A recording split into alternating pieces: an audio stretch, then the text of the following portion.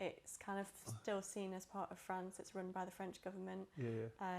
Parts of it in the south are touristy, but the middle bit and the north are not really touristy. Yeah.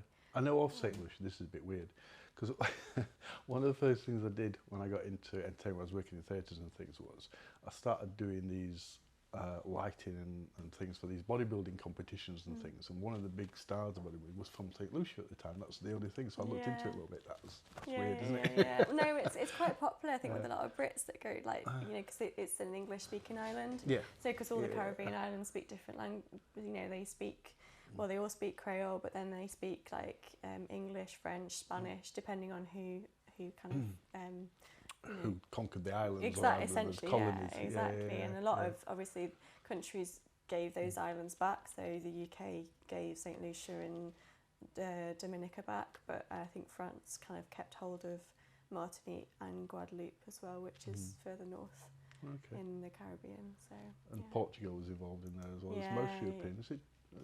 I'm not sure. Yeah. It's quite an interesting culture. How every island has kind of this slightly different identity, but then they are all linked as well. So So how long were you teaching out there? So I was teaching out there for about a year. So it was like just under a year. I was really lucky. So I'd finished uni and kind of wasn't quite sure what to do next. So then I ended up getting an English teaching assistant role with the British Council. And I'm lucky enough to speak both French and English. So I was able to apply to a French-speaking country, and I was placed in Martinique. So when I applied, it could have been anywhere. It could be anywhere. You didn't know where you were going. Well, I applied for a dom-tom, which is an overseas territory for France, and I could have been in any of those. So could have been in Guadeloupe, it could have been in South America, could have been off the coast of Australia. So it was kind of like, all the dom-toms, any of them, La Réunion, which is just off Madagascar as well. Okay. Well, there's quite a lot of sharks around there. So So I was I was very lucky to get Martinique. Very good, So you're from Newcastle originally? Yes, I am from you Newcastle. grew up and went to school here? Yeah, but born and bred in And then went off to university? Yeah, I went to Newcastle upon Tyne University, so that's a bit confusing when you're up there. You kind of like people say... The other Newcastle. The other Newcastle, yeah. So quite a few people say, oh, the proper Newcastle, depending on where you are, but I think... The accent probably gave it away. Yeah, I love both of them. So I spent 4 years studying fine art up in Newcastle. Brilliant. Up on Tyne, so fantastic 4 years. A great city, lots going on. It's kind of gone through a regeneration period as well itself, because of obviously the industry there went. And it's grown quite a lot since I've left as well, and it's got a good art psychology, a very healthy one. A lot of people leave art school. Some people stay and set up their own studios, depending on what opportunities arise, I guess, when you finish. So. Some great things happening in some of the northern cities, Leeds, Newcastle, lots of great things changed happening. a lot in the last 10 years. Yeah. Like I remember when I was looking at universities, I was looking at Leeds and Newcastle, and both of them have changed significantly since I was looking. So you were away for quite a few years with university and then work and things. So how would Newcastle and Stoke change when you got back? What did you? It's probably about 10 years since I'd left to go to university and move around different cities and came back. It's changed quite a lot. I think when I left, there wasn't as many opportunities to work in the arts, I think, or as many activities going on.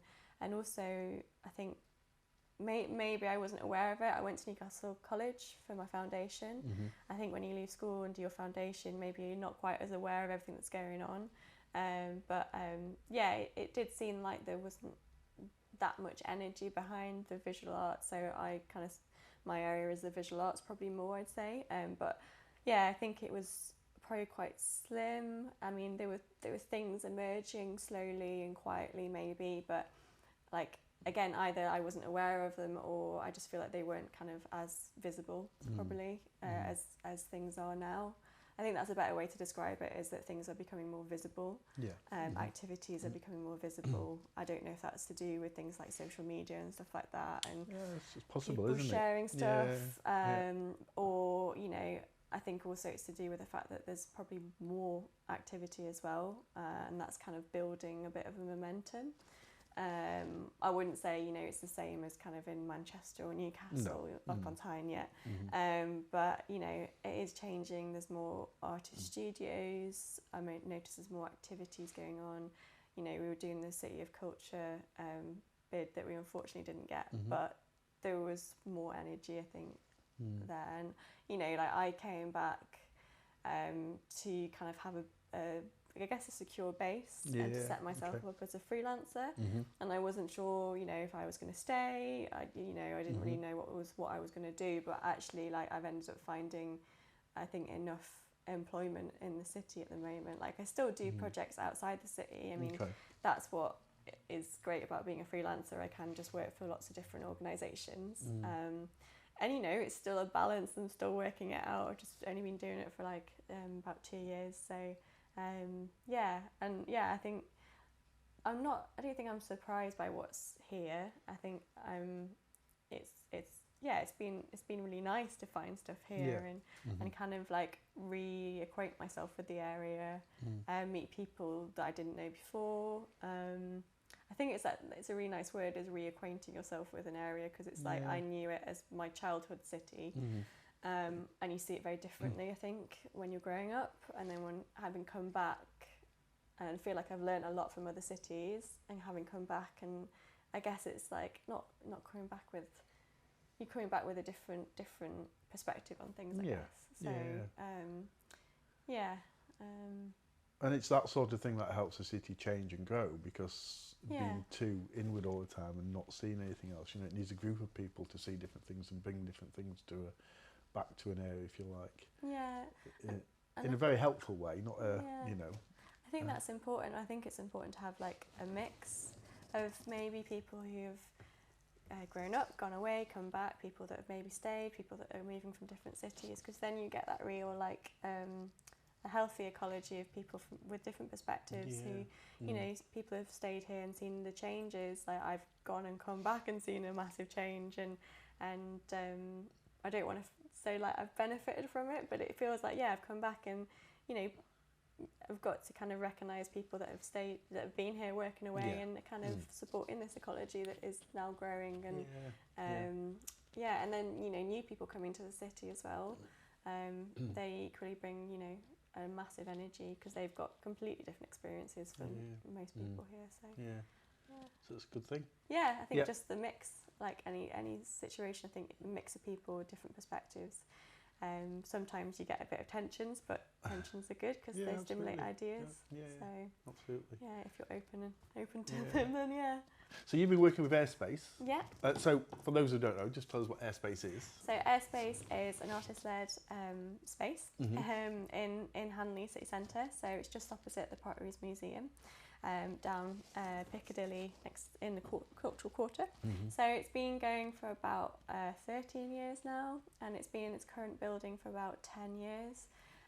So it's a very small group of people that run it. So there's 2 directors, myself, I'm an associate there, so I've kind of been associated with them for a few years and kind of helped out on projects. But a lot of people give up their time voluntarily to help the space kind of continue, I guess. So we host a range of exhibitions throughout the year. So there's a main gallery space. You can see kind of what goes on in there through the window. So there's a street level window that you can kind of peer inside and see if it takes your fancy or not. So we have about 4 to 5 exhibitions a year, probably. Sometimes, last year it was 6. And then we have artist residencies there. So residency is when an artist comes for a set period of time and explores the area, explores a particular area of their practice that they want to develop, and they kind of get to use the gallery space for that, and members of the public can come in and talk to them as well. Sometimes they'll present some work at the end of that, sometimes they won't. There's also 13 artist studios there as well, so upstairs. We've got 13 artists, local artists, working there, who show work in the city, outside the city. And then there's like a resource room where we have talks and soup kitchens and stuff like that. So and so Airspace also have off-site projects. So if anyone's been to Spode before in Stoke, there's a project called Spode Rose Garden.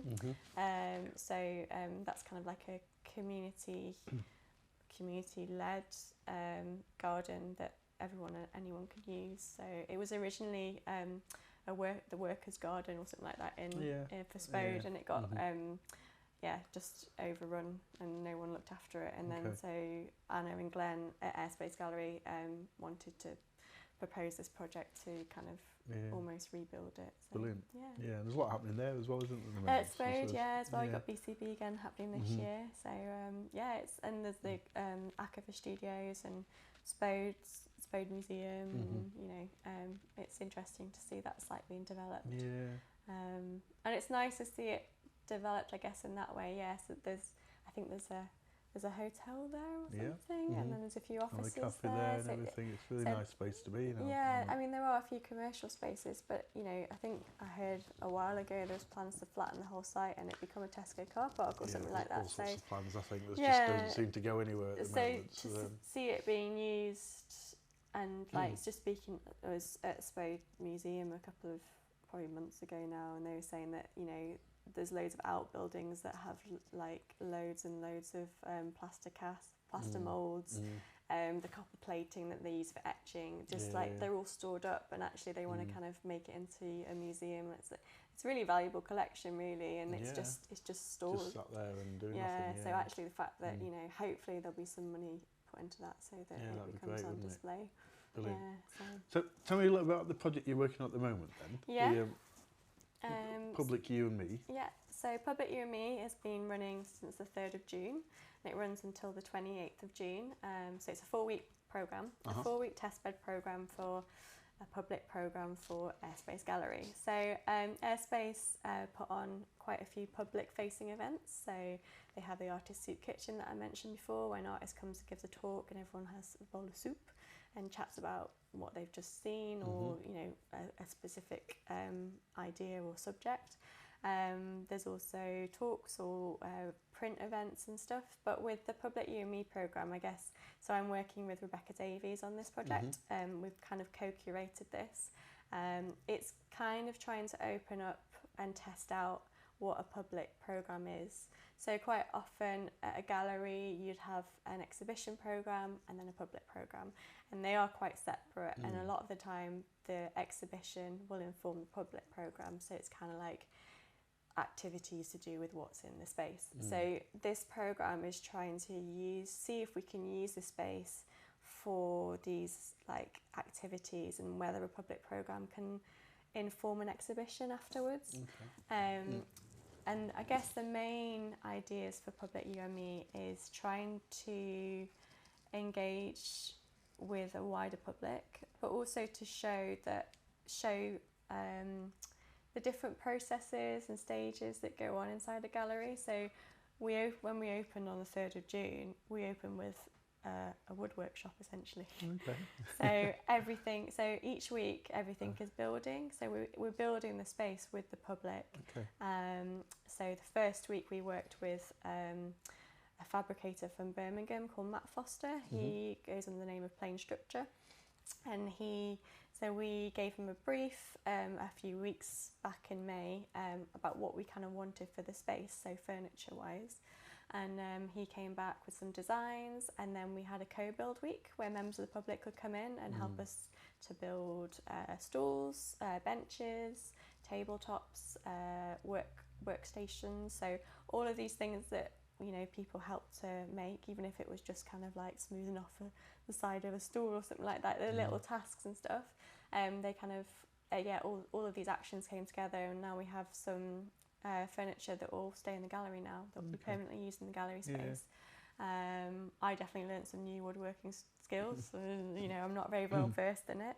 And then it was nice, it felt like a bit of a skill transfer, because So Matt would show one of us something, then we could show someone else something else, and you know, okay. it's that skill transfer. And yeah, I guess the idea is that we're inviting people in to have a conversation with us as well about what's going on, to also like help to inform what's going on. So we've got a range of workshops happening throughout the 4 weeks.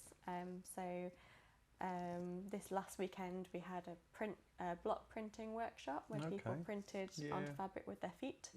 So they walked through the space. So yeah, and it's, you know, we're trying to, I guess, create a welcoming atmosphere. I think sometimes, you know, I definitely don't realise it because I've worked in the arts for a while, and I, you know, go to galleries all the time. But actually, galleries aren't always welcoming spaces for everyone, and sometimes some people might say to us, "Oh, I don't feel like I know enough," or you know, or it's not my thing, or and you know what we're doing. It doesn't have to be everyone's thing either. You know, people might not like it. You know, and that's absolutely fine. But I think what we want to do is, you know, chat about it really, and just find out, you know, what they want the space to be used for. How can we work together? So these are the different questions that we have each week. So we try and frame it around a different question. And then, so this week is how do we listen? So how do we listen to each other? That can be like, how do we like understand each other, understand differences? So yeah, so a lot of the programme is based around, so we've done quite a bit of reading on different notions of public. So a lot of the programme is based on this quote, which I'll just read out actually. So it's from a book by Selina Oakes called The Company She Keeps. And she describes kind of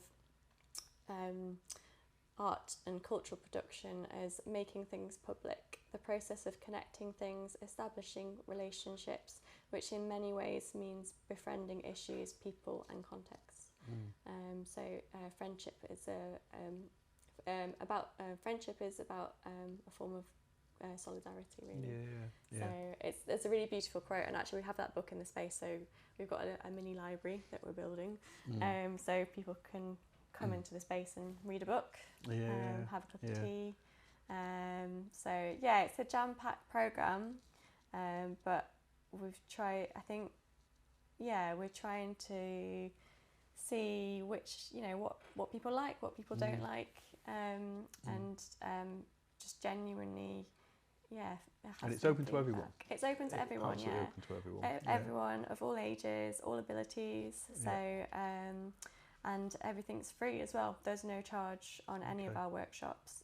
So we didn't want to have a barrier or anything, financial barrier or, you know, ability barrier or anything like that. So we're very lucky. It's funded by Arts Council England. So we put together a funding application at the start of the year, and so it's fully funded, which enables us to put on these free workshops with these amazing artists. So we've got artists from around the country who are coming, bringing their like expertise and kind of, you know, not just showing their practice, but they're sharing their practice. So it's about skill, this sense of sharing skills, sharing conversation, and I think that Rebecca, who I'm working with on this, always says is that actually everyone is entitled to good quality art, whether you like it, you know, like art or not, but everyone is entitled to it on your doorstep, and this is what I think we're trying to provide with the public programme. Brilliant. Is that it's on people's doorstep, and it is free. So fantastic. There's a lot information about times and things on the website, on the Airspace website. The Airspace website. So you can just click on that. So airspacegallery.org. And we've also got a lovely programme here that you can pick up and get in the gallery. So, and it's got like a timetable and everything. And we're open every day except for Sundays and Mondays. That's our 2 rest days. It's 11 till 5 every day, and then we've got some evening events going on. Brilliant. So this Friday night we've got a DJ sound artist coming from London. So she's part of a collective called Synaptic Island, and they're a women and non-binary DJ collective. So this particular event is open to everyone, and basically she'll be, her name's Phoebe Davies, and she'll be making a soundtrack for Stoke.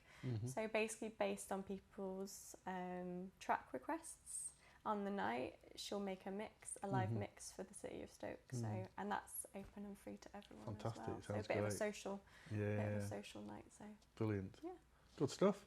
I might even pop down there. You never know. Yeah, please do. Well, you're very welcome. I was going to say everyone's welcome. Like, you know, even if it's just for like 5-10 minutes for a cup of tea and a chat. We've got a wonderful selection of biscuits. That's brilliant. We like biscuits. Got a lot of cake there at the moment as well. Actually, it's great. Loving it. Fantastic. That's great. I think what's happening there is absolutely brilliant, and you know the work you're putting into. We're going to go off air now, so I can learn more about the Caribbean, though. That's also a very good place to go to. Brilliant. Thanks, Selina, for coming in. Thanks very much. It's great to chat with you. Okay.